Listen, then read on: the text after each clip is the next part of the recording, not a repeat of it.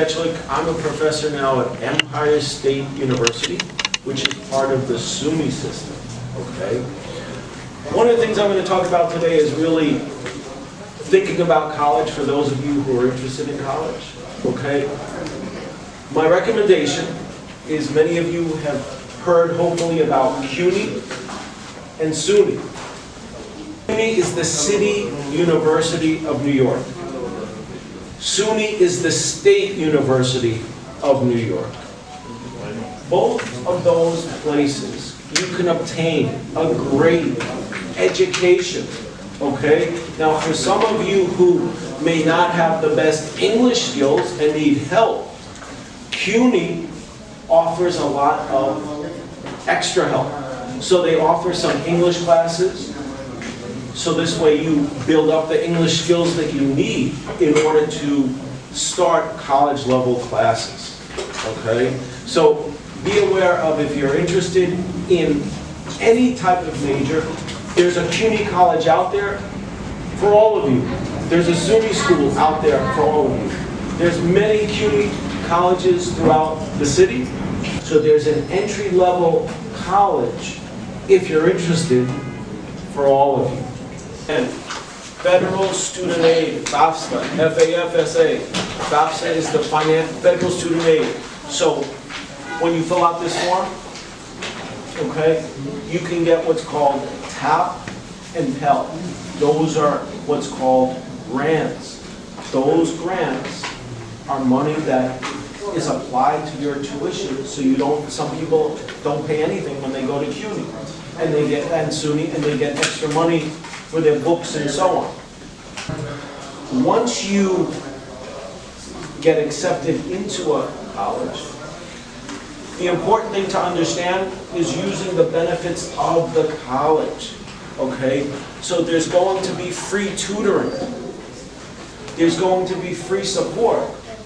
The one thing that you don't want to do is sign up for college. And some people think, okay, I'm going to sign up.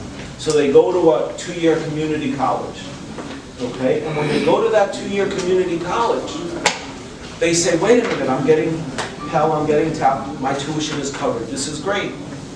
So sometimes they take school really seriously and they do really well. When you do really well, you can move on to many places from there. You might get grants, more free money, if your grades are good.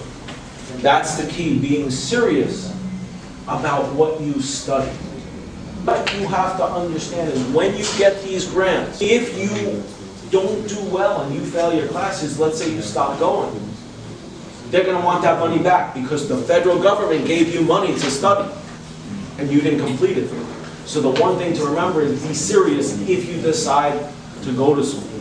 So for all of you here today, what you have to think about is what skills do you have? What are you interested in learning more about? And the only way to figure that out is by doing it, right? So you take different classes and you say, hey, I'm good in this, but I'm not really good in this, so you know what to focus in on. Now, one of the other things I want to mention, when I worked at LaGuardia Community College, where I started my career of teaching, one of the things is most of you may speak limited English, okay? One of the things that I want you to translate, the important thing too, is many of you are comfortable in that language. So you speak to your friends in that language. When you go to stores, you find people who speak that language. What now you have to do is challenge yourself to watch television in English, listen to the radio in English, meet other people who speak English and practice English, because that's going to be your skill to really practice and succeed. So don't stay within your comfortable circles and only speak your language.